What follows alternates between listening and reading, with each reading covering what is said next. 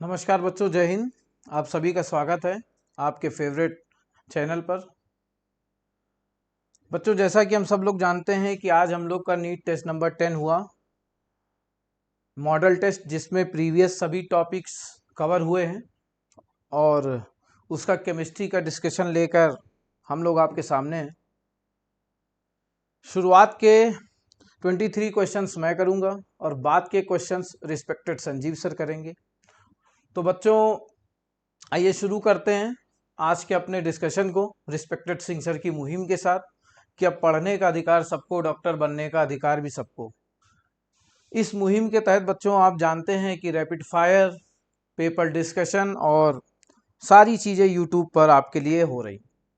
तो आइए शुरू करते हैं पेपर डिस्कशन को। और क्वेश्चन नंबर 46 क्या कह रहा है? 46 कह रहा है which of the following reaction is not an example of disproportionation reaction. तो डिसप्रपोर्शनेशन रिएक्शन का एग्जाम्पल कौन सा नहीं है? देखिए, डिसप्रपोर्शनेशन रिएक्शन है क्या, अगर हम जाने तो कहते हैं डिसप्रपोर्शनेशन रिएक्शन मतलब सेम एलिमेंट का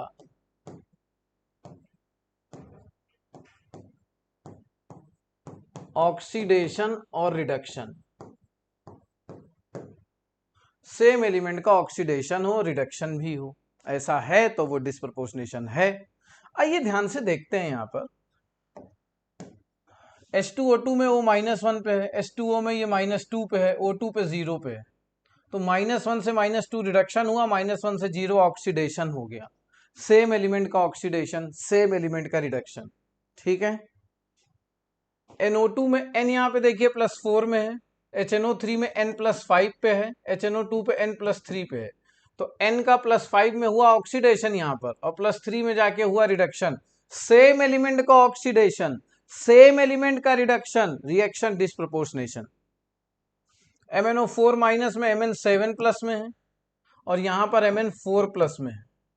तो यहां पर तो Mn का सिर्फ रिडक्शन ही हुआ है, तो ये डिसप्रपोर्शनेशन नहीं है, नॉट डिसप्रपोर्शनेशन रिएक्शन। यहां देखो MnO4 2 माइनस में Mn का आ गया 6 प्लस, यहाँ पे आ गया 7 और इधर आ गया 4 प्लस। तो 6 से 7 में गया तो बढ़ा, 6 से 4 में गया तो घटा, हो गया। तो ऑक्सीडेशन भी हुआ, रिडक्शन भी हुआ। समझ पा रहे हैं? ऑक्सीडेशन भी हुआ, रिडक्शन भी हुआ, तो ये भी डिसप्रपोर्शनेशन। तो डिसप्रपोर्शनेशन कौन नहीं है?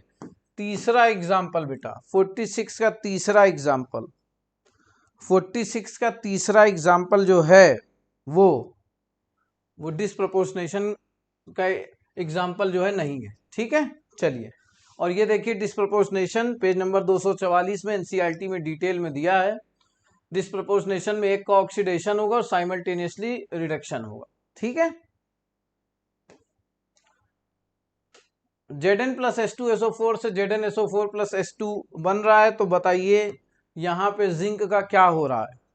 तो ये 0 से देखिए +2 में जा रहा है, तो 0 से +2 में जा रहा है मतलब ऑक्सीडेशन हो रहा है। जिंक का क्या हो रहा है? ऑक्सीडेशन हो रहा है। तो बहुत ही सिंपल सवाल है ये तो, ठीक। चलिए, और ये देखिए oxidation is defined as addition of oxygen और electronegative element to a substance और रिमूवल ऑफ हाइड्रोजन और electropositive element from a substance, ठीक है। अगला है the species given below which does not show disproportionation reaction. तो डिसप्रपोर्शनेशन रिएक्शन शो कौन करता है? सबसे पहले ये भी जान लें, जो इंटरमीडिएट ऑक्सीडेशन स्टेट में होती है, जो इंटरमीडिएट ऑक्सीडेशन स्टेट में होती है, जो भी इंटरमीडिएट ऑक्सीडेशन स्टेट में है वो डिसप्रपोर्शनेशन शो करने का काम करते हैं। ये बात आपको याद रखनी है, ठीक है। डिसप्रोपोर्शनेशन कौन शो करेगा? जो इंटरमीडिएट ऑक्सीडेशन स्टेट में, मतलब जो हाईएस्ट में होंगे और जो लोवेस्ट में होंगे, हाईएस्ट ऑक्सीडेशन स्टेट और लोवेस्ट ऑक्सीडेशन स्टेट में होंगे, वो डिसप्रोपोर्शनेशन शो नहीं करेंगे भैया, ठीक है। चलिए, अब ये ब्रोमीन हैलोजन है, तो हैलोजन के केस में अगर हम यहाँ पे ब्रोमीन की बात कर रहे हैं तो HOS होगी हाईएस्ट ऑक्सीडेशन स्टेट 7 और LOS होगी -1। तो HOS 7 और LOS हो गया -1। तो यहाँ पे अब हमें देखना है ठीक है, तो ये तो करेंगे नहीं -1 और +7 वाले, बीच वाले करेंगे। तो यहां पर अगर ऑक्सीडेशन स्टेट देखेंगे तो ये 1+ है, ये 5+ है, ये 3+ है, ये 4+ है। तो 1 5 3 है ना। अगर आप देख रहे हो ये सॉरी ये 7+ है, 7+ है, 4+ कहाँ, 7+। तो 1 वाला भी करेगा इंटरमीडिएट में, 5 वाला भी करेगा, 7 वाला भी करेगा। BRO 4 माइनस नहीं करेगा क्योंकि यहाँ पर ब्रोमीन अपनी हाईएस्ट ऑक्सीडेशन स्टेट में है, तो ये डिस्प्रपोर्शनेशन रिएक्शन नहीं देगा, ये डिस्प्रपोर्शनेशन रिएक्शन नहीं देगा। तो 48 का आंसर 4th, 48 का आंसर क्या हो जाएगा भैया, 4th हो जाएगा। ठीक है, और देखिए ये आपको डिस्प्रपोर्शनेशन का एग्जाम्पल दिया था, Cl के टर्म्स में हम लोगों ने यहाँ पर इसकी जगह Br कर दिया। ठीक है, given below are two statement the empirical mass of ethene is half of its molecular mass. तो इथीन जो होता है वो C2H4 होता है। अब इसके लिए इथीन का जो मोलर मास होता है वो कितना हो जाता है, 24 4 28। अब इंपेरिकल के लिए 2 कॉमन ले लो, CH2, तो CH2 हो गया यहाँ पे। तो इंपेरिकल मास कितना होगा, 12 और 2 14, 14 हो गया, है ना। तो empirical mass of ethene is half of its molecular मास, 14 जो है 28 का हाफ ही है, बिल्कुल सही बात है। The empirical formula represent the simplest whole number ratio of various item present in a compound, बिल्कुल सही, NCERT की लाइन है, और सिंपलेस्ट फार्मूला बताने का काम करता है कौन, इंपेरिकल फार्मूला। ठीक है, तो बोथ स्टेटमेंट आर करेक्ट, यहाँ पे 4th आंसर आपको होगा इसका करेक्ट, 49 का 4th आंसर बिल्कुल करेक्ट हो जाएगा। ठीक है ना, आगे चलें, चलिए आगे चलते हैं, और आगे आता है क्वेश्चन नंबर 50, और ये इंपेरिकल फार्मूले के बारे में देखिए दिया हुआ है, represent the simplest whole number ratio of various item present in a compound, the unit of Kp in the following reaction. तो अगर आप यहाँ पे देखोगे तो इस रिएक्शन में सबसे पहले डेल्टा Ng जो यूनिट ऑफ Kp होगी वो क्या हो जाएगी, ATM की पावर डेल्टा Ng। अब इस रिएक्शन के लिए डेल्टा Ng क्या होगा,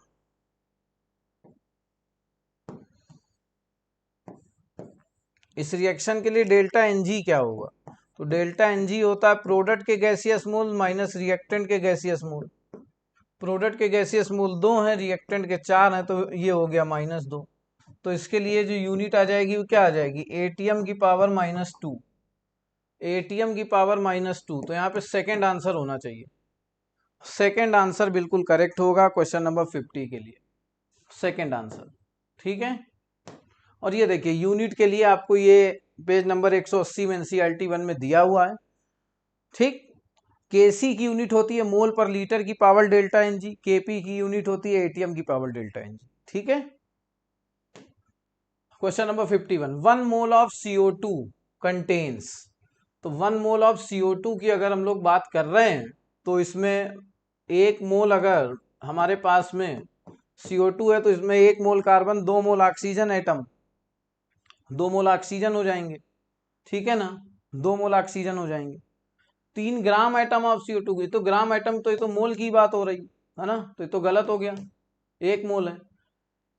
18.1 इंटू 10⁻23 मॉलिक्यूल्स ऑफ CO2, गलत। 1 मोल में कितने होते हैं, 6.02 इंटू 10⁻23 मॉलिक्यूल्स, इतने मॉलिक्यूल्स होते हैं, इतने मॉलिक्यूल्स होते हैं।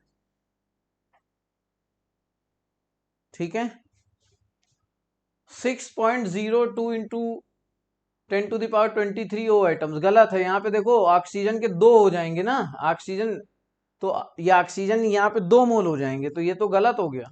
हाँ, कार्बन जरूर है, अगर 1 मोल CO2 है तो इसमें 1 मोल कार्बन है, 2 मोल ऑक्सीजन है, तो 1 मोल कार्बन में कितने आइटम होंगे, Na आइटम्स होंगे। तो देखो ये दिया हुआ है, ये बिल्कुल सही हो जाएगा, 4th आंसर, 4th आंसर बिल्कुल सही हो जाएगा। ठीक है, चलिए, और ये मोल कॉन्सेप्ट का है,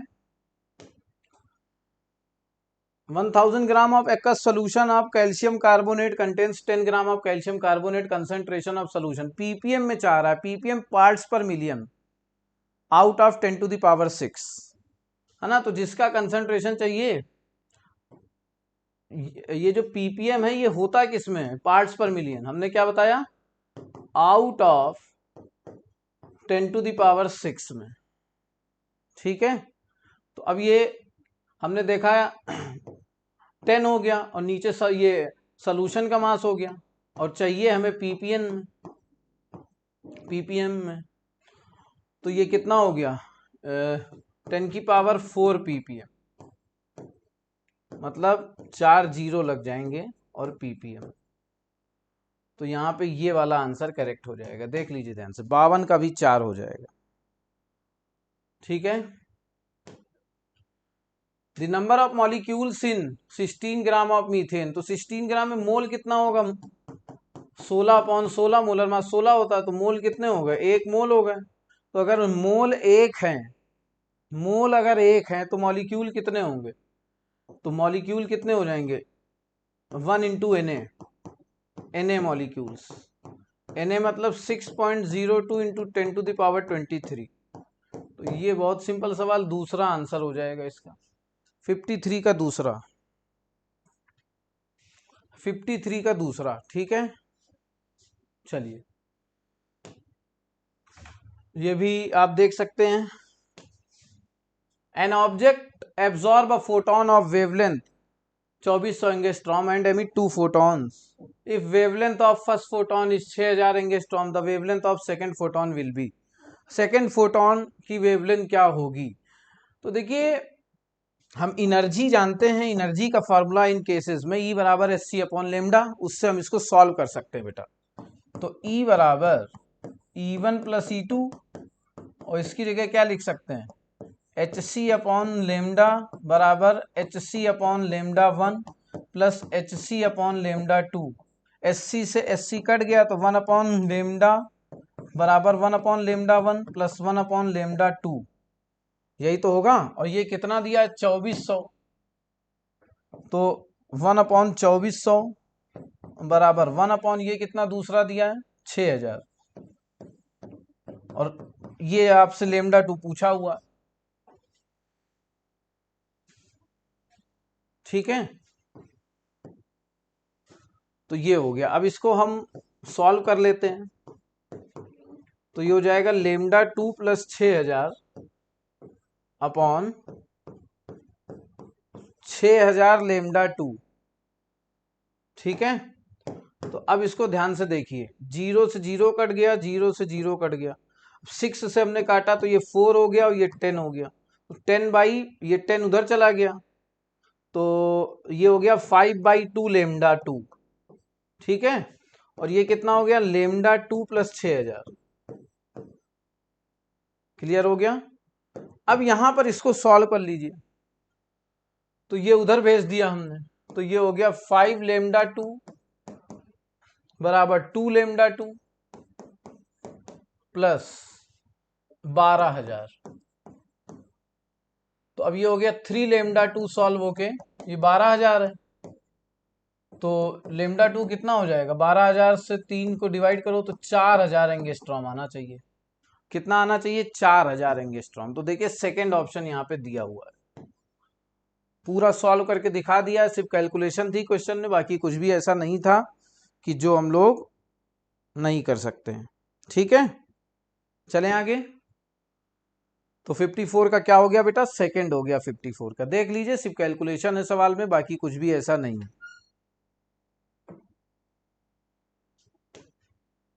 और ये देखिए E बराबर hν का फार्मूला यहीं से आता है, hc/λ। मैच द कॉलम, तो टोटल वैल्यूज ऑफ m मतलब magnetic quantum number, L azimuthal quantum number, है ना। तो ये आपसे दिया हुआ है। तो अगर हम देखेंगे total number of magnetic quantum number in a shell जो होती है वो n² हो जाती है ना। Values of L in a shell क्या होती है, तो जो टोटल वैल्यूज होती है एज्यूमेथाइल क्वांटम नंबर की वो 2l + 1 होती है। तो ये तो हो गया ये सॉरी सेल में पूछ रहा है ना एल की वैल्यू, तो एल की वैल्यू जो है 0 1 2 से लेके एन से कम रहती है, n-1 तक रहती है, तो बी का पी हो जाएगा। तो ए का क्या हो गया, ए का एस हो गया, बी का पी हो गया, ए का एस हो गया, बी का पी हो गया। See values of M in a subshell, तो ये तो हम लोग जानते ही हैं, ये सबसेल में m की वैल्यू क्या होती है, m बराबर -L2 + L। ठीक है बेटा, तो ये कितना हो जाएगा, c का r हो जाएगा, c का r हो जाएगा। ठीक, और टोटल वैल्यूज ऑफ m की टोटल वैल्यूज क्या होती हैं, तो 2l + 1 होती हैं, टोटल वैल्यूज पूछ रहा है ना, तो वो तो 2l + 1 हो जाएगा, तो d का q हो जाएगा। देख लीजिए, ए का एस बी का पी, ए का एस बी का पी दो में है, सी का आर होना चाहिए, यहां सी का क्यू है तो गलत हो गया, सी का आर और डी का क्यू, तो मतलब थर्ड आंसर बिल्कुल करेक्ट हो जाएगा। क्वेश्चन नंबर 55 का थर्ड आंसर बिल्कुल करेक्ट हो जाएगा, 55 का थर्ड बिल्कुल करेक्ट हो जाएगा। ठीक है, चलिए ये देखिए पूरा डिटेल दिया है क्वांटम नंबर का आपको, यहाँ पे सारी बातें आपसे कही हुई हैं। देखिए गिवन बाई n², ठीक, n-1 तक जाता है एल की वैल्यू, ये भी दिया हुआ है। ये टोटल वैल्यूज जो हैं 2l + 1 है, ये भी दी हुई हैं m के लिए। ठीक, page number 55 NCERT 1। For sodium atom the number of electrons with m बराबर 0, तो सोडियम है ये 1s2 2s2 2p6 3s1, तो s के लिए l होता है 0, तो m भी हो जाएगा 0। तो 5 इलेक्ट्रॉन तो ऐसे ही समझ में आ रहे हैं, 2 2 4 1 5, 5 तो ये हैं। अब जो p वाला है उसको देखते हैं, p के लिए l की वैल्यू होती है 1, तो m बराबर क्या होगा, -1 0 1, तो ये m जो है -1 0 और 1, 3 वैल्यूज हो जाएंगी। अब इसमें 6 इलेक्ट्रॉन हैं, तो 0 वाले इलेक्ट्रॉन किसके लिए हो गए, 0 वाले 2 इलेक्ट्रॉन हो रहे हैं यहाँ पे, तो 2 ये 2 ये 2 ये 6 और 1 ये 7, s है तो l तो 0 ही है ना, तो m भी 0, तो 6 और 1 7 हो जाएगा, दूसरा ऑप्शन सही हो जाएगा, 56 का दूसरा ऑप्शन सही हो जाएगा, 56 का दूसरा ऑप्शन बिल्कुल सही हो जाएगा। ठीक है, आप देख सकते हैं यहाँ पर m0 किसके लिए, s के लिए तो l0, तो l0 तो m तो 0 होगा ही होगा, तो ऐसे तो 5 इलेक्ट्रॉन सीधे सीधे नजर आ गए। अब इसमें हमने देख लिया p के लिए l की वैल्यू 1, तो m बराबर -1 0 1, हमें 0 वाले चाहिए थे, तो 2 इलेक्ट्रॉन है इसमें। ठीक, चलिए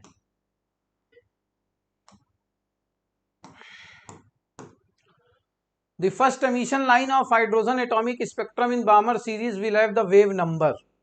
तो यहां पर वेव नंबर के बारे में आपसे बात कर रहा है, तो वेव नंबर जो होता है वो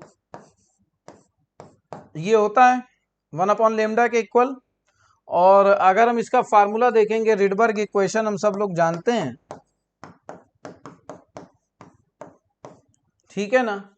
तो अब इसमें अगर हम लोग ये देखेंगे ये कि first emission line in बामर series, तो लाइमन और फिर बामर सीरीज, तो इसके लिए जो n1 होगा बेस लाइन तो 2 हो जाएगी, और फर्स्ट लाइन चाहिए तो n2 की वैल्यू 3 हो जाएगी। ठीक है ना, तो r 1/2 का स्क्वायर माइनस 1/3 का स्क्वायर, तो यहां से देखिए क्या आ गया 1/λ, तो 1/λ बराबर r 1/4 माइनस 1/9, तो 1/λ बराबर r, और ये 36 हो गया, ऊपर आ जाएगा 9 - 4, तो 1/λ बराबर 5r/36, और ये 1/λ 1/λ ही क्या है, यही तो हम लोगों का वेव नंबर है। ठीक है, ये देखिए लिखा हुआ है न्यू बार। ठीक, तो 5r/36 यही आ जाएगा, तो 5r/36 हम लोग का आंसर आ रहा है पहले ऑप्शन में। कौन सा आंसर आ रहा है? पहला आ रहा है। देख लीजिए ध्यान से, रिडबर्ग इक्वेशन सिर्फ लगाई है, बाकी सब कुछ हम लोग जानते हैं। ठीक है, देख लीजिए ध्यान से। ठीक, हाइड्रोजन के लिए था तो हमने यहाँ जेड की वैल्यू 1 रख ली पहले ही। ठीक, चलें आगे। ये देखिए, कह रहा है which of the following set of quantum number represent the highest energy of an atom. तो एनर्जी ऑफ एन एटम की बात करनी है तो एनर्जी जो है वो directly proportional to n plus L होती है, directly proportional to n plus L. तो n प्लस एल इसके लिए कितना है? 3 प्लस 0 तो 3 आ गया। इसके लिए कितना n plus L?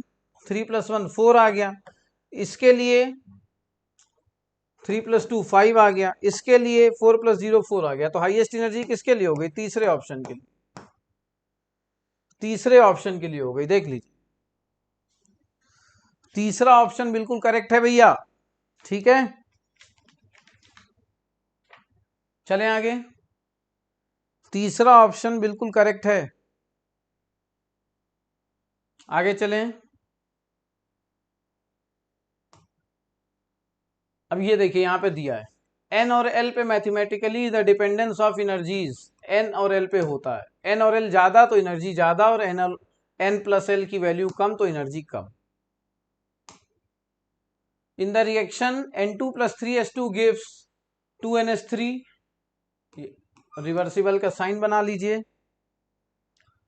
Delta H इतना दिया, amount of ammonia does not increase when. तो अगर हम इस रिएक्शन को देख रहे हैं,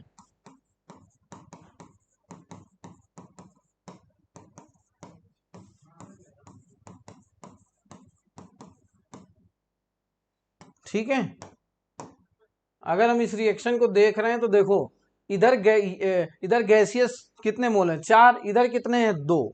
ठीक है, तो अगर हम प्रेशर बढ़ाते हैं, इंक्रीज प्रेशर करते हैं, तो इक्विलिब्रियम की शिफ्टिंग कहाँ होती है? जहां पे लेसर नंबर ऑफ मोल होते हैं, है ना। और हमसे क्या कह रहा है? Does not increase, amount of ammonia does not increase. तो ये अमाउंट ना बढ़े, ये अमाउंट ना बढ़े। कैसे ना बढ़े, कैसे पता चलेगा? तो अगर हमने प्रेशर को बढ़ा दिया, अगर हमने प्रेशर को, और ये एक बात और है, डेल्टा एच भी दिया हुआ है, ये निगेटिव है, मतलब अमोनिया का फॉर्मेशन एक्सोथर्मिक है। अगर हमने यहाँ पे प्रेशर बढ़ा दिया तो अमोनिया ज्यादा बनेगा, क्योंकि इंक्रीज टेम्परेचर पे इक्विलिब्रियम कहाँ जाएगा? लेसर नंबर ऑफ मोल्स पे जाएगा। समझ पा रहे हैं? तो यहाँ लेसर नंबर ऑफ मोल है। अगर हम तो ये तो गलत हो गया। अगर हम प्रेशर कम कर दें, है ना, तो हायर नंबर ऑफ मोल पे चला जाएगा, रिएक्शन बैकवर्ड चली जाएगी। तो यही सेकेंड आंसर बिल्कुल करेक्ट हो जाएगा। सेकेंड आंसर, इंक्रीज करेंगे तब तो अमोनिया ज्यादा बनेगा, तो प्रेशर डिक्रीज कर देंगे अगर हम, तो ऑब्वियस सी बात है रिएक्शन बैकवर्ड चली जाएगी, अमोनिया का जो अमाउंट है वो इंक्रीज नहीं होगा। टेम्परेचर इज लोवर्ड,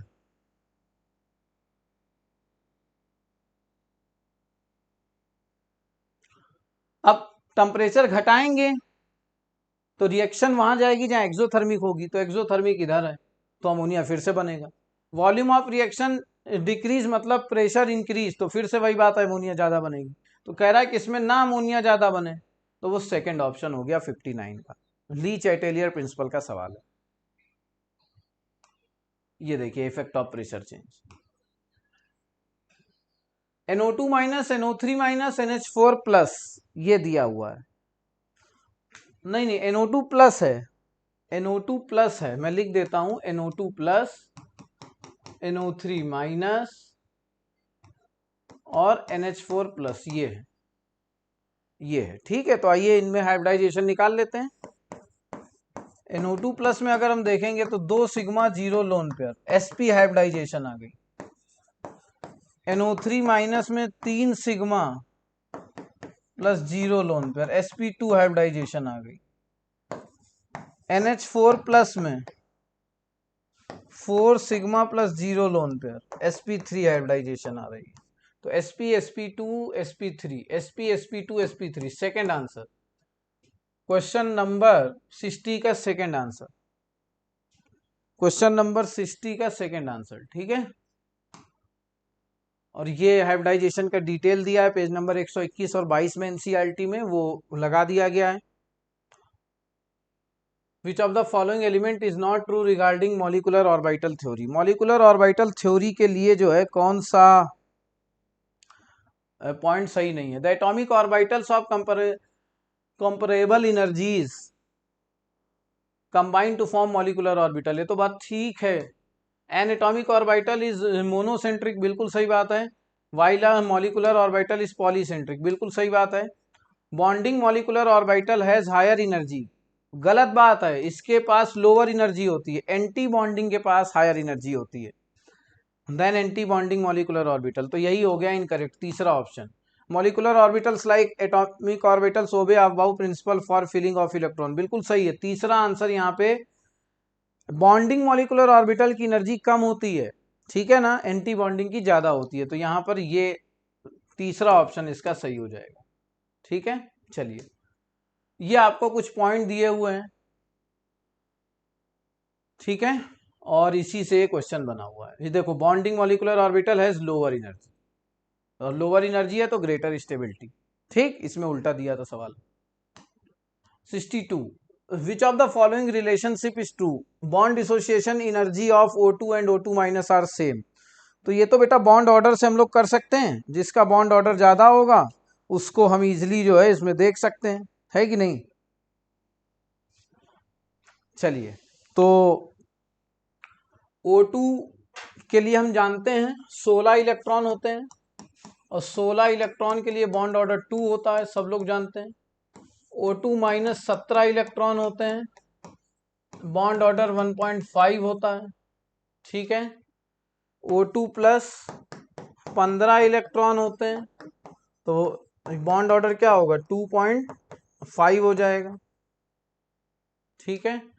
और O2 2 माइनस के लिए अगर हम देखते हैं 18 इलेक्ट्रॉन है, तो इसके लिए बॉन्ड ऑर्डर बेटा 1 हो जाता है, सब लोग जानते हैं ये directly. Bond dissociation energy of O2 and O2 are same, गलत। O2 and O2 minus are same, O2 का ज्यादा होगा, तो गलत हो गया। Bond dissociation energy of O2 plus is higher than O2, O2 के लिए बॉन्ड ऑर्डर 2, O2 प्लस ले 2.5, तो बॉन्ड एनर्जी भी O2 प्लस की ज्यादा, बिल्कुल सही बात है, क्योंकि डायरेक्टली प्रोपोर्शनल है, ठीक है ना। तो यही सेकंड हो जाएगा 62 का। Bond dissociation energy of O2 minus and O2 2 minus are same, गलत बात है, इसके लिए बॉन्ड ऑर्डर 1 है, उसके लिए 1.5 है, तो अलग अलग होगा, O2 माइनस के लिए ज्यादा होगी energy. Bond dissociation energy of O2 2 minus is higher than, ये भी गलत है, लोअर देन, क्योंकि बॉन्ड ऑर्डर 1 है O2 2 माइनस का, O2 माइनस का 1.5 है ना। तो यहाँ दूसरा आंसर बेटा बिल्कुल सही हो जाएगा, दूसरा आंसर बिल्कुल करेक्ट हो जाएगा क्वेश्चन नंबर 62 में, ठीक। चलिए, बॉन्ड ऑर्डर हर साल सवाल आता है, ईयर भी वगैरह दिए हुए हैं, इस फॉर्मूले से निकालते हैं, हालांकि हम लोग डायरेक्ट भी जानते हैं। Question number 63, F2 and O2 2 minus है बॉन्ड ऑर्डर 1 वाइल F2, अब देखो 18 इलेक्ट्रॉन के लिए बॉन्ड ऑर्डर 1 ही होता है, 18 इसके लिए भी है, और 18 O2 2 माइनस के लिए भी, इसके लिए बॉन्ड ऑर्डर 1 है, बिल्कुल सही है। N2 के लिए 14 है, CO भी 14 है, और NO 7 8 15, और हाँ, तो ये 14 इलेक्ट्रॉन के लिए बॉन्ड ऑर्डर 3 होता है, ये बात भी बिल्कुल सही है। Higher the bond order higher is the stability of molecule, सही बात है, दोनों बातें सही हैं, बोथ स्टेटमेंट आर करेक्ट। तो 63 का फोर्थ हो जाएगा, 63 का क्या हो गया, फोर्थ हो गया,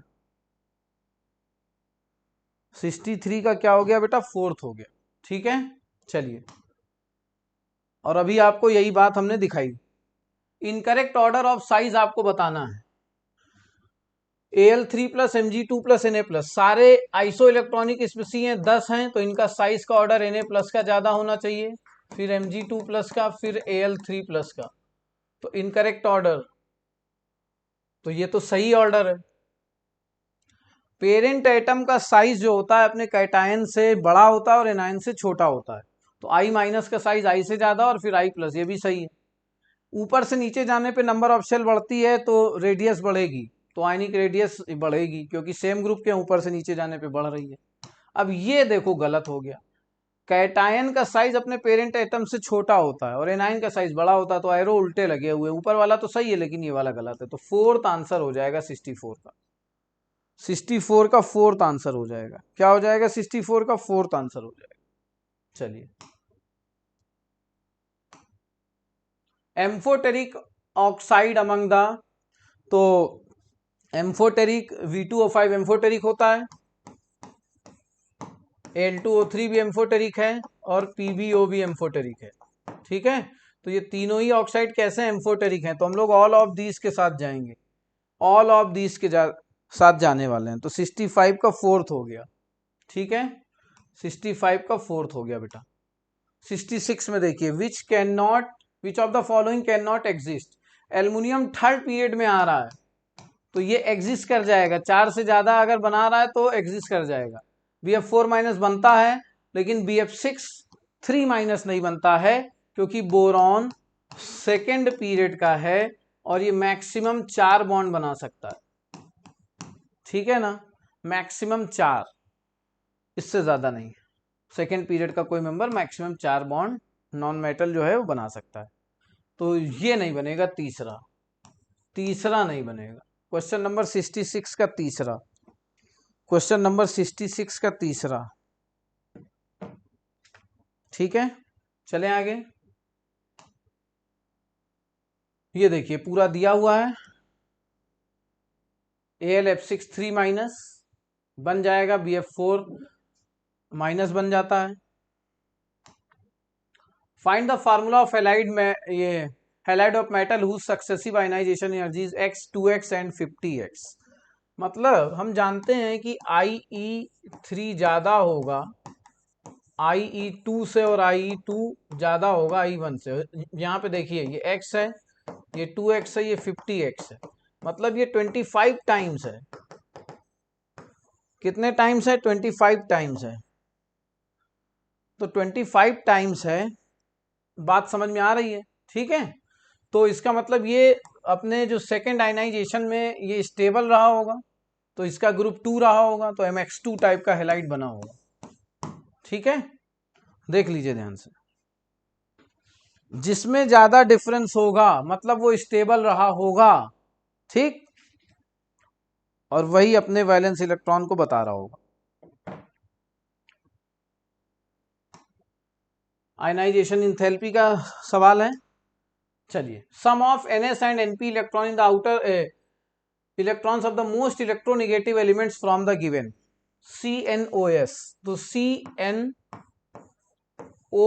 इसमें सबसे ज्यादा इलेक्ट्रोनेगेटिव तो ऑक्सीजन होगा, लेफ्ट टू राइट जाने पे EN जो होता है वो इंक्रीज होता है, ऊपर से नीचे जाने पे घट जाता है। तो O जो है वो सबसे ज्यादा, इसका कॉन्फ़िगरेशन क्या होता है?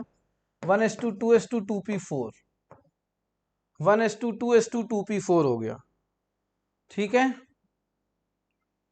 तो यहाँ पे NS के लिए पूछ रहा है, तो N तो यही हो गया ना, तो S के लिए 2 है और P में इतना है, तो टोटल कितना आ गया? 6 आ गया, तो यही हो जाएगा। तो 6 होना चाहिए NSNP के लिए, 6। दूसरा ऑप्शन बिल्कुल करेक्ट हो जाएगा, दूसरा ऑप्शन। ठीक है, क्वेश्चन नंबर 68 के लिए। ठीक, देख लीजिए ध्यान से भाई, यहां पे टोटल नहीं पूछ रहा है, यहां पे क्या पूछ रहा है? आउटर मोस्ट, ये NS एंड NP। N क्या है? आउटर मोस्ट के लिए। NP क्या है? आउटर मोस्ट के लिए, है ना। तो 2 और 4 6, तो सेकंड आंसर यहाँ पे बिल्कुल करेक्ट हो गया है। ठीक है बेटा, तो ये 68 तक का डिस्कशन आपने देखा हमारे साथ। क्वेश्चन नंबर 69 से रिस्पेक्टेड संजीव सर डिस्कशन करेंगे, सर के साथ करिए और अपनी गलतियों से सीखिए। ठीक है, और मिस्टेक बुक बनाइए। मुलाकात होगी फिर से अगले किसी रैपिड फायर में, पेपर डिस्कशन में। फिलहाल आज के लिए इतना ही। थैंक यू सो मच, धन्यवाद। जय हिंद प्यारे बच्चों। तो अभी तक आपने स्वप्निल सर के साथ डिस्कस किया क्वेश्चन नंबर 46 से 68 तक। अब मैं यानी संजीव भाटिया आपको आगे ये क्वेश्चन डिस्कस करूंगा। तो आइए चलते हैं हम लोग क्वेश्चन नंबर 69 पे। क्वेश्चन नंबर 69 क्या कह रहा है हमारा? एक मैच द फॉलोइंग है और इस मैच द फॉलोइंग में हमें देखना है की कॉन्फ़िगरेशन दिए गए और उसके अकॉर्डिंग हमको पीरियोडिक प्रॉपर्टीज के बारे में इंफॉर्मेशन दी गई है। तो देखिए यहाँ 2s2 2p6 लिखा हुआ है। 2s2 2p6 यानी कि ये है हमारा नोबल गैसेस। तो नोबल गैसेस के लिए क्या होगा? स्मॉलेस्ट एटॉमिक रेडियस तो हो नहीं सकता, वांडर वाल रेडियस होती है इसकी, बड़ी होती है। हाईएस्ट आयनाइजेशन पोटेंशियल या आयनाइजेशन एंथैल्पी हो सकता है। तो ए का सेकंड होगा। अब ए का सेकंड एक ही जगह दिया है, इसलिए सेकंड ऑप्शन सही होगा। अगर मैं इसको बाकी और चीजें देखना चाहता हूं तो 3s2 3p5 ये हमारा 7th ए ग्रुप है, यानी कि ये हमारा हेलोजन है और ये हमारा ग्रुप 18 था। तो ग्रुप 18 में हम लोग हाईएस्ट आयनाइजेशन एंथैल्पी देखते थे। अब ये 7th ए ग्रुप में हाईएस्ट इलेक्ट्रॉन एफिनिटी होगा, तो ये हमारा बी मैच कर जाएगा थर्ड से। और फिर C3s1, तो 3s1 मीन्स आपका हो गया alkali metal first A group. तो first A group most metallic हो जाएगा, तो C का 4 हो जाएगा। ये देखिए C का 4 सही दिया हुआ। D2s2 2p5, अब ये 2s2 2p5 भी हमारा एक तरह से हमारा हेलोजन ही है। और 3, अब ये हाईएस्ट इलेक्ट्रॉन एफिनिटी में ये फ्लोरीन है, ये क्लोरीन है। तो क्लोरीन की हाईएस्ट इलेक्ट्रॉन एफिनिटी हो गई, फ्लोरीन की थोड़ी कम होती है, तो ये स्मॉलेस्ट एटॉमिक रेडियस हो गई, यानी कि डी का फर्स्ट मैच हो गया। सेकंड ऑप्शन हमारा सही हो गया। अब नेक्स्ट क्वेश्चन की तरफ चलते हैं। क्वेश्चन नंबर, ये देखिए ये पीरियोडिक एनसीईआरटी से टेबल से क्वेश्चन बना था। अब ये हमारे पास क्वेश्चन नंबर 70 में आप देखेंगे 3 रिएक्शंस दी गई हैं और ये हमारा इक्विलिब्रियम का क्वेश्चन है और इसमें हमें फाइनल रिएक्शन एक ये दी गई है। इस फाइनल रिएक्शन में मुझे बनाना है K का वैल्यू K1 K2 K3 की हेल्प से। तो अभी यहाँ पर देखिए हमको इसमें ये 3 रिएक्शन दी गई हैं और इन 3 रिएक्शन को हमें देखना है कि ऐड या सब्सट्रैक्ट करके ये रिएक्शन हमें लानी है। तो देखिए ये 2NH3 हमारा राइट साइड है यहाँ K1 में और यहाँ लेफ्ट साइड है। तो ये जो इक्वेशन है इसको माइनस करेंगे। तो जिस इक्वेशन को माइनस करेंगे उसका जब हम रिएक्शन का K बनाएंगे तो वो 1/K1 हो जाएगा। या ये कह सकते हैं कि इस रिएक्शन को इनवर्स करके अगर आप लिखोगे तो जो K1 है वो रिएक्शन के लिए 1/K1 हो जाएगा। अगर सब्सट्रैक्ट करोगे तो ये 1/K1 यहाँ पर इस रिएक्शन के लिए बनेगा, तो नीचे K1 आएगा। तो यहाँ देखिए K3 है, यहाँ K2 है, यहाँ K1 है। इस हिसाब से देखा जाए तो हमारा थर्ड ऑप्शन सही हो रहा है। थर्ड ऑप्शन हमारा सही हो रहा है। सिंपली हम लोग इतने से ही पता कर सकते हैं, हमें आगे कुछ करना ही नहीं है। बिकॉज NH3 यहाँ पे राइट हैंड साइड गिवन है K1 के साथ और हमें मेन रिएक्शन में NH3 को लेफ्ट हैंड साइड लाना है और 2 मोल गिवन है और 2 मोल ही लाना। तो इस मेन रिएक्शन में जो K होगा उस K के इक्वेशन में ये K1 नीचे की तरफ यानी कि डिनोमिनेटर में आ जाएगा। बाकी अगर आप और भी सॉल्व करना चाहते हैं तो देखिए यहाँ पर 2NO है और यहाँ पर भी हमको 2NO, राइट साइड, तो इसलिए ये एज इट इज रहेगा। तो K2 ऊपर आएगा, K2 आपका न्यूमरेटर में आएगा और ये देखिए K2 यहाँ पर है। अब यहाँ पर देखिए 1 वाटर है, यहाँ पे मुझे 3 वाटर चाहिए राइट साइड पे। तो इस रिएक्शन को 3 से मल्टीप्लाई करूंगा और तब ऐड करूंगा। ये भी ऐड होगी, ये भी ऐड होगी, वो सब्सट्रैक्ट होगी। तो 3 से मल्टीप्लाई करूंगा तो ये 3 यहाँ पर पावर में चला जाएगा K की।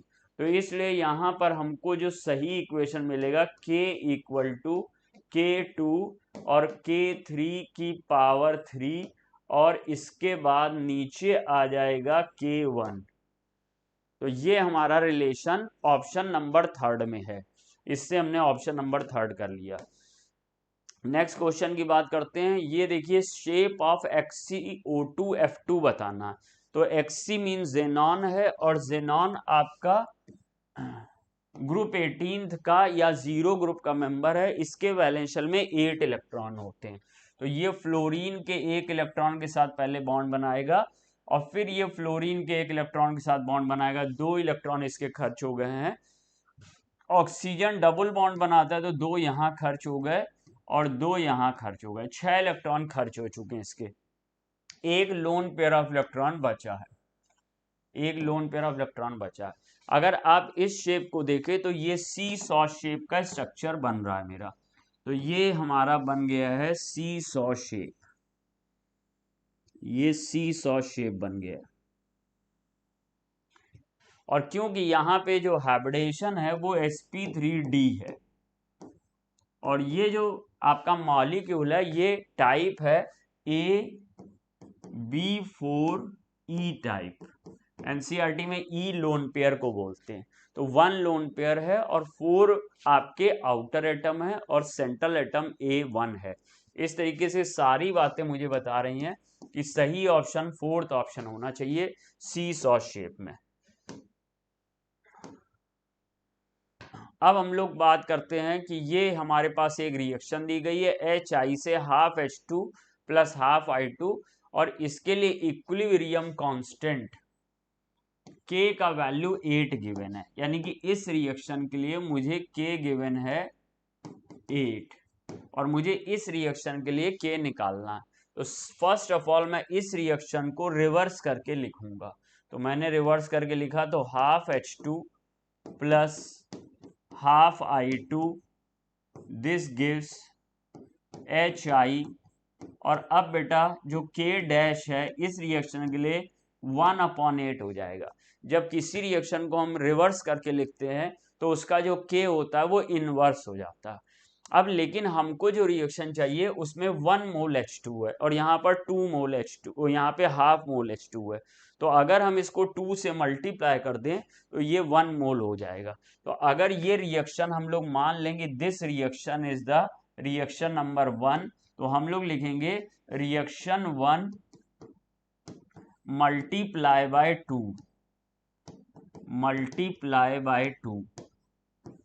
अब रिएक्शन 1 को 2 से मल्टीप्लाई करेंगे, तो जब हम लोग 2 से इसको मल्टीप्लाई करेंगे तो मुझे जो इक्वेशन मिल जाएगी वो ये 2/2 H2 plus 2/2 I2 reversible 2 HI, अब K double dash equal to 1/8 की पावर 2, और ये 2/2 कैंसिल हो जाएगा तो यही वाली रिएक्शन आ जाएगी, I2 1 मोल हो जाएगा, HI 2 मोल। तो इसके लिए K इक्वल टू 1/8 की पावर 2 यानी कि 1/64 आ जाएगा। इसलिए आंसर यहाँ पे फर्स्ट हो जाएगा, फर्स्ट आंसर 72 का होगा। क्वेश्चन नंबर 73 की तरफ चलते हैं। क्वेश्चन नंबर 73 में NH4OH एक वीक मोनो एसिडिक बेस है और उसके लिए मुझसे अल्फा पूछ रहा है। तो जब NH4OH को आप आयनाइज करोगे तो अमोनियम प्लस आयन और OH माइनस आयन मिलेगा। मान लीजिए स्टार्टिंग में इसके हमने 1 मोल लिए थे, उस समय इसके 0 थे। अब इसमें से 1 में से जो गया है वो अल्फा है और ये अल्फा है, ये अल्फा है। अगर हमने इसके C मोलर लिए हैं तो ये हमारे पास ऐसे इक्वेशन बन जाएगी। इसका सेंस ये हुआ कि जो OH माइनस आयन की कंसंट्रेशन होगी वो हमारी C अल्फा होगी। अब OH माइनस आयन की कंसंट्रेशन मोल पर लीटर में 10 टू दी पावर -3 दी गई है, तो हम इसमें यहाँ पे 10 टू दी पावर -3 लिख ले रहे हैं। और जो मोलैरिटी है C मींस कंसंट्रेशन मोल पर लीटर में, मोलैरिटी 10 टू दी पावर -2 दी गई है, तो हमने यहाँ पे 10 टू दी पावर -2 कर लिया और अल्फा निकाला। तो जब हम लोग ने अल्फा यहाँ सॉल्व करके निकाला है तो अल्फा देखिए ये आ जाएगा हमारा 10 टू दी पावर -3 इंटू ये 10 - 2 नीचे जाएगा, जब ऊपर जाएगा तो 10 टू दी पावर +2 हो जाएगा, यानी कि 10 टू दी पावर -1 हो जाएगा। लेकिन हम यहाँ देख रहे हैं परसेंटेज में हमें किया गया वैल्यू, तो परसेंटेज इक्वल टू होता है अल्फा इंटू 100। तो बेटा अल्फा हमारा कितना निकला है, degree of dissociation 10 to the power -1 या 0.1 और इंटू 100 यानी कि आ गया है 10%, 10% आ गया। तो 10% ऑप्शन नंबर सेकंड है, 10% ऑप्शन नंबर सेकंड। तो ये ऑप्शन नंबर सेकंड आ गया, 10% आ गया। नेक्स्ट क्वेश्चन की तरफ चलते हैं, क्वेश्चन नंबर 74। अब 74 में हमको 2 कॉलम दिए गए हैं, मैच द फॉलोइंग है, और यहाँ पे कुछ मॉलिक्यूल्स दिए हैं, वहां उनके डायपोल मोमेंट दिए गए हैं डेबाई में। और वैल्यू तो देखो मैं सबकी याद नहीं कर सकता हूँ, लेकिन कंपेरेटिवली जो BCl3 है ये सिमेट्रिकल मॉलिक्यूल है और इसका डायपोल मोमेंट 0 होगा, ये नॉन पोलर है तो इसका डायपोल मोमेंट 0 होगा BCl3 का, ये पक्का बात है। तो जो Q है इसका 4 से मैच हो जाएगा, तो Q का 4 से मैच 2 जगह है, तो मुझे आगे चलना ही पड़ेगा।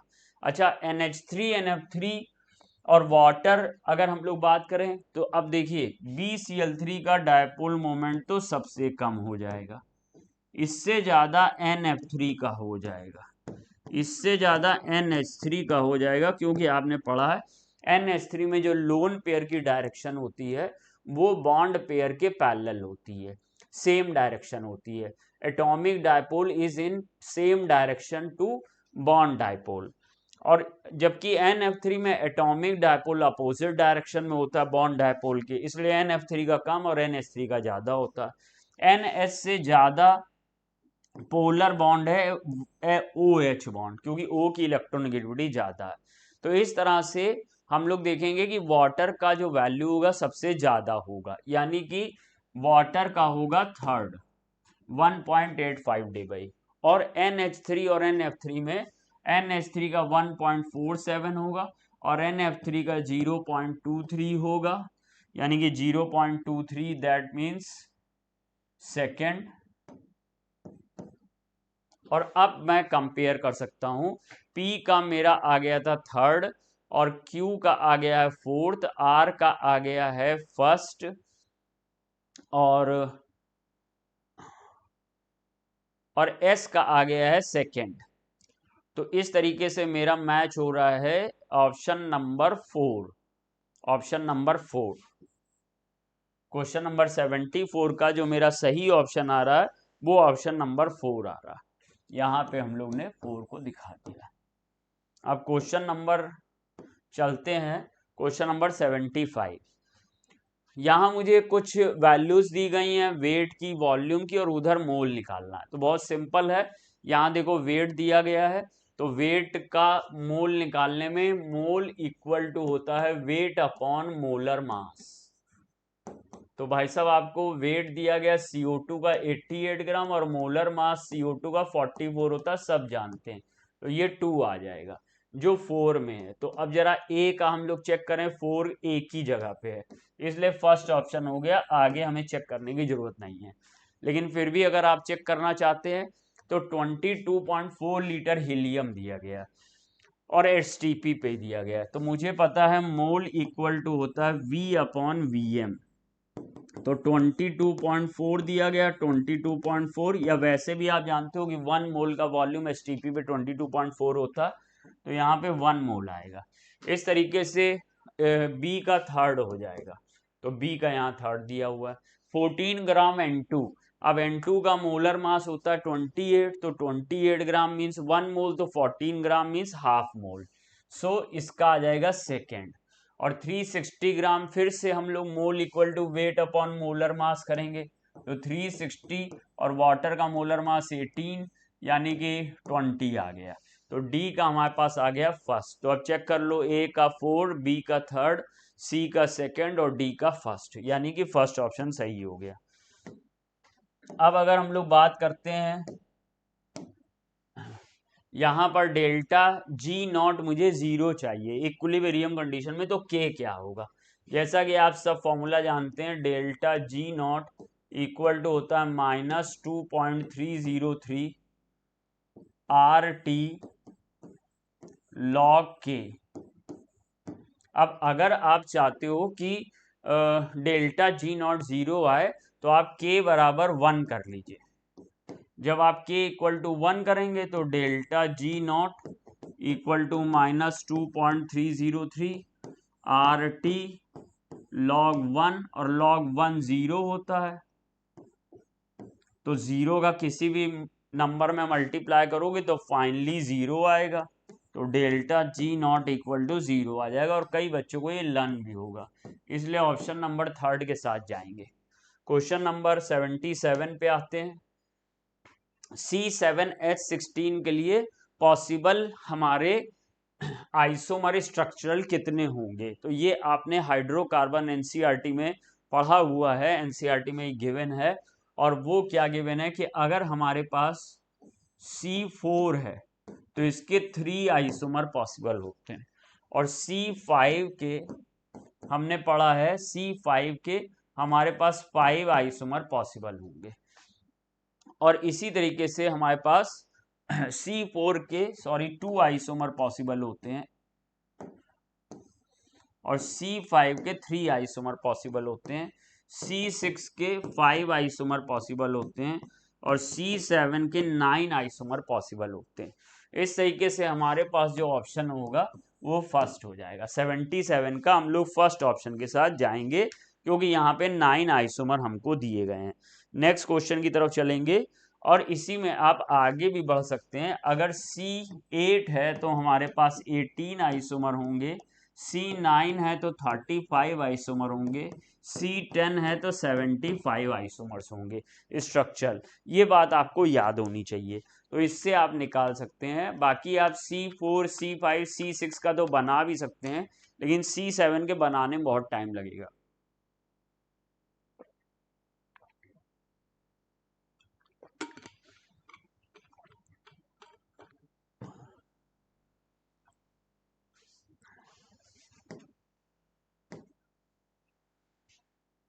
IUPAC नेम लिखना है। अब आप इसमें देखिएगा, ये एमाइड ग्रुप है हमारा, ये एमाइड है जो पीरियोडिक ऑर्डर में एमीन से ऊपर होता है, इसलिए नंबरिंग यहां से स्टार्ट होगी 1। और ये मेथॉक्सी या एल्कॉक्सी ग्रुप है, ये हमेशा साइड चेन होता, तो 1 2 3 4।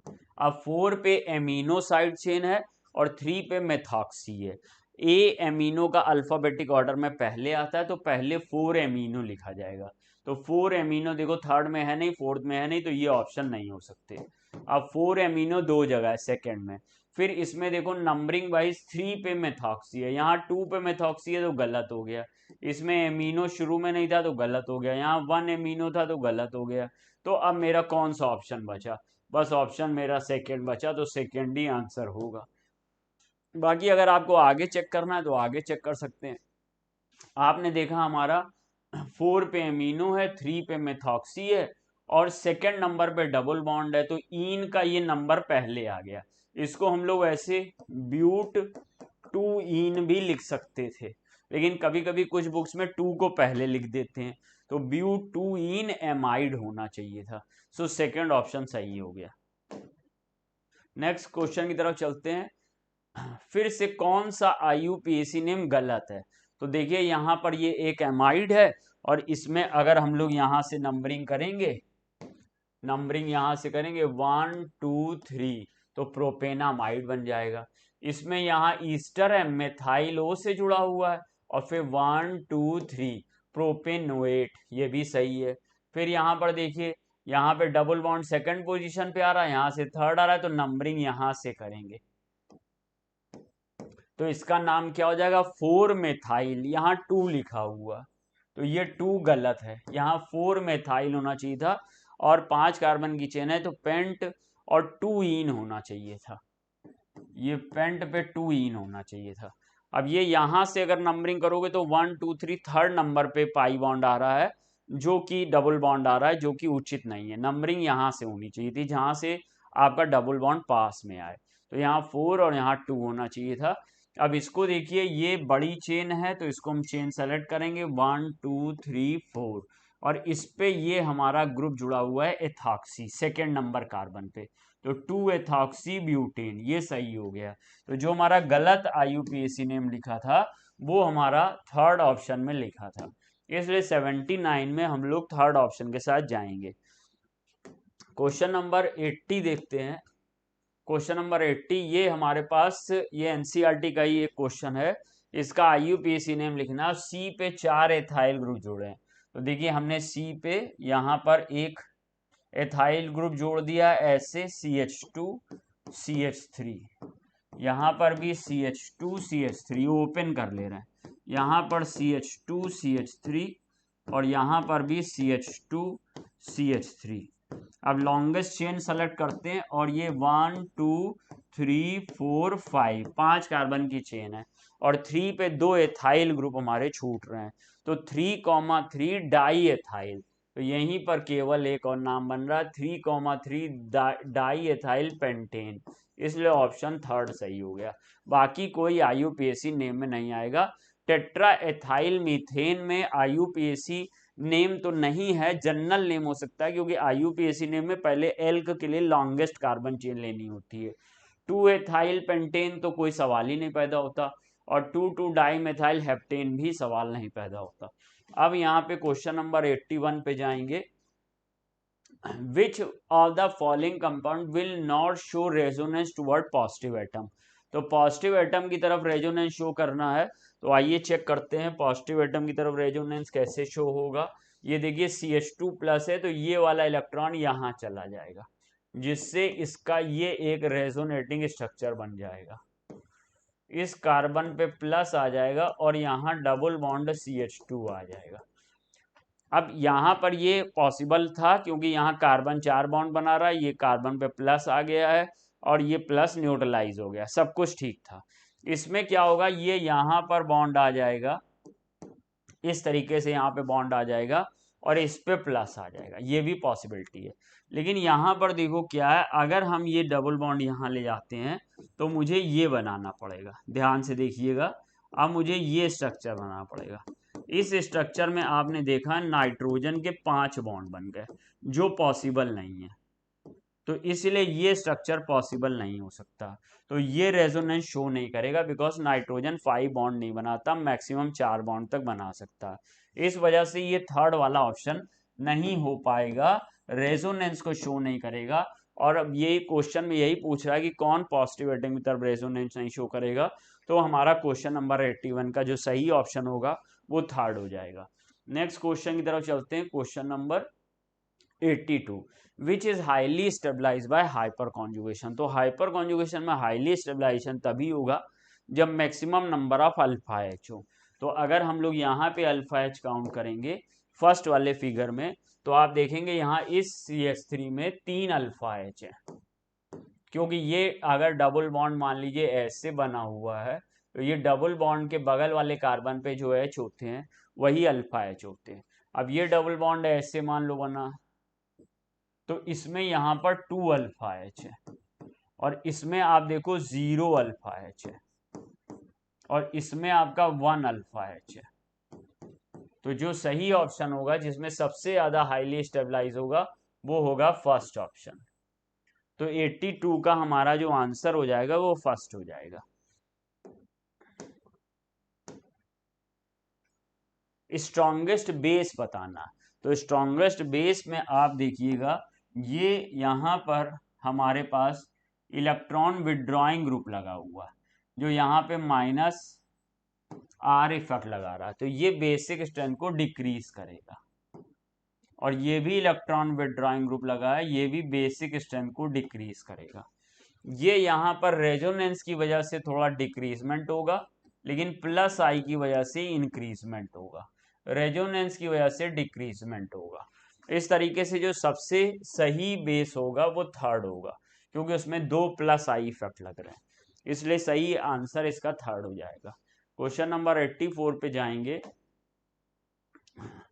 विच intermediate is obtain by non polar cleavage. तो अब देखिए कार्बोकेटायन कैसे बनता है, जब ये CX बॉन्ड है, मान लीजिए हमारे पास CX बॉन्ड है और ये बॉन्ड यहां से ब्रेक हो गया, तो मुझे C पर प्लस मिलेगा और X पे माइनस मिलेगा, यानी कि पोल्स मिल गए, तो ये पोलर क्लीवेज है। मुझे पूछ रहा है नॉन पोलर क्लीवेज, तो ये है नहीं। अब मान लीजिए ये कार्बन है मेरा CH3 और ये किसी मेटल से लिथियम से जुड़ा हुआ, तो ये बॉन्ड ब्रेक होगा, तो ब्रेक होने पे CH3 पे माइनस आ जाएगा और मेटल पर प्लस आ जाएगा, तो कार्बेनाइन फॉर्मेशन में भी पोल्स बन गए, तो ये नहीं होगा। और कार्बीन में भी इलेक्ट्रॉन पेयर कार्बन पे होते हैं, तो वो भी डिसोसिएशन आपका नॉन पोलर नहीं है। कार्बन कार्बन फ्री रेडिकल यानी कि इक्वल C थे और इन्होंने फ्री रेडिकल बनाया है, यानी कोई भी प्लस और माइनस पोल नहीं बना है, इसलिए इसी को हम लोग मानेंगे ये नॉन पोलर क्लीवेज से फॉर्म हो रहा। नेक्स्ट क्वेश्चन की तरफ चलते हैं, क्वेश्चन नंबर 85।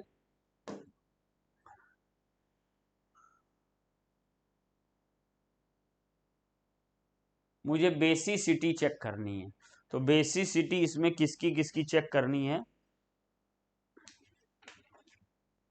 CH3 माइनस की, यहां पर CH3 माइनस है, और ये B हमारा है NH2 माइनस, और C जो हमारा है वो हमारा है OH माइनस, और ये F माइनस है। अगर सेम पीरियड के डोनर एटम्स हैं तो जितना हाई इलेक्ट्रोनेगेटिव होगा उतना वो आयन स्टेबल होगा और लेस डोनर होगा। तो फ्लोरीन की इलेक्ट्रोनेगेटिविटी ज्यादा है तो फ्लोराइड सबसे ज्यादा स्टेबल होगा इन एन आयंस में, तो ये पुअर डोनर होगा। और CH3 माइनस सबसे ज्यादा अनस्टेबल होगा तो गुड डोनर होगा, इसलिए CH3 माइनस सबसे स्ट्रॉन्ग बेस है, फिर NH2 माइनस, फिर OH माइनस, फिर F माइनस, इसलिए फर्स्ट हो जाएगा। और या फिर आप इसको ऐसे बना लीजिए कि जो CH3 माइनस है उसका जो कॉन्जुगेट एसिड होगा वो CH4 होगा, NH2 का कॉन्जुगेट एसिड NH3 होगा, OH का वाटर होगा, और HF बनेगा फ्लोराइड का। और इसमें हाइड्राइड में लेफ्ट से राइट जाने में पीरियड में एसिडिक स्ट्रेंथ इंक्रीज होती है, एसिडिक स्ट्रेंथ इंक्रीज होती है, तो HF सबसे स्ट्रॉन्ग एसिड है इनमें, तो इसका जो कॉन्जुगेट बेस होगा वो वीक बेस होगा। इस पॉइंट ऑफ व्यू से भी आप निकाल सकते हो, जैसा आपके टीचर्स ने एक्सप्लेन किया, तीन तीन तरह से इसको देख सकते थे, दो मेथड मैंने आपको बता दिए। अब इसको देखिए, कौन जो है सूटेबल है, which is suitable for Kjeldahl method for nitrogen. तो जेल्डाल मेथड में नाइट्रोजन का एस्टिमेशन नाइट्रोबेंजीन में नहीं करते, नाइट्रोबेंजीन में नहीं करते हैं, डाईएजो में नहीं करते, और पिरिडीन का नहीं करते हैं। तो ये याद करके आप एनसीईआरटी देख सकते हैं, तो ये नहीं होगा, ये नहीं होगा, ये नहीं होगा, एनलीन होगा। तो which is suitable for Kjeldahl method for nitrogen, तो नाइट्रोजन को मेजर करने के लिए जेल्डाल मेथड फोर्थ ऑप्शन के लिए सूटेबल है। देखो यहाँ पे लिखा हुआ है Kjeldahl method is not applicable to compound containing nitrogen in nitro and azo and nitrogen present in ring like pyridine. तो ये यहाँ पर देखिए एजो बन रहा है, डाई एजो बन रहा है, ये यहाँ पे पिरिडीन बन रहा है, और ये यहाँ पे नाइट्रो ग्रुप बन रहा है। तो एनलीन को हम लोग जेल्डाल मेथड से कर सकते हैं, ये इन सबसे बाहर है।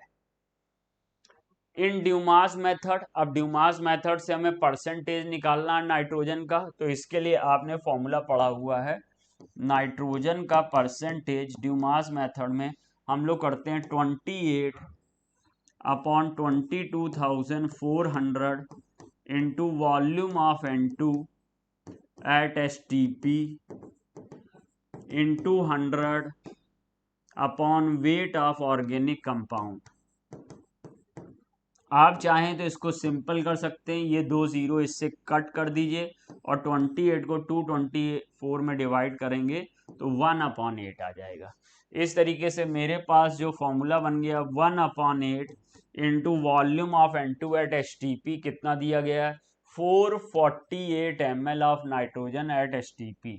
तो यहाँ पे हम लोग ने 448 ml ले लिया है, और ये वॉल्यूम ml में ही लेना है, लीटर में नहीं लेना। और 448 और उसके बाद ऑर्गेनिक कंपाउंड 0.84 है, तो यहाँ 0.84 आ गया।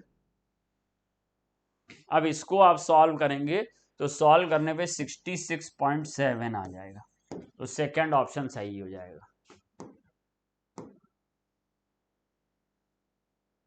यहाँ पे ऑक्सीडेशन नंबर के चेंज के बारे में बात कर रहे हैं, तो मैच करना है हमें। देखो NO में ऑक्सीडेशन नंबर +2 है और NO3 में N की ऑक्सीडेशन नंबर +5 है, तो +2 से +5 यानी कि S, तो A से S का मैचिंग होगी, तो A से S एक ही में है थर्ड ऑप्शन में, तो यहाँ पे सिंपली हमारा थर्ड ऑप्शन हो गया।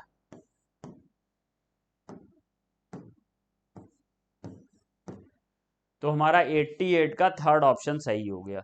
अब अगर आप और भी मिलाना चाहते हैं तो आप मिला लीजिए। यहाँ P4 में फास्फोरस की 0 है और H2PO2 माइनस में +1 है, तो 0 से +1 यानी कि R, तो देखिए B में R हो गया।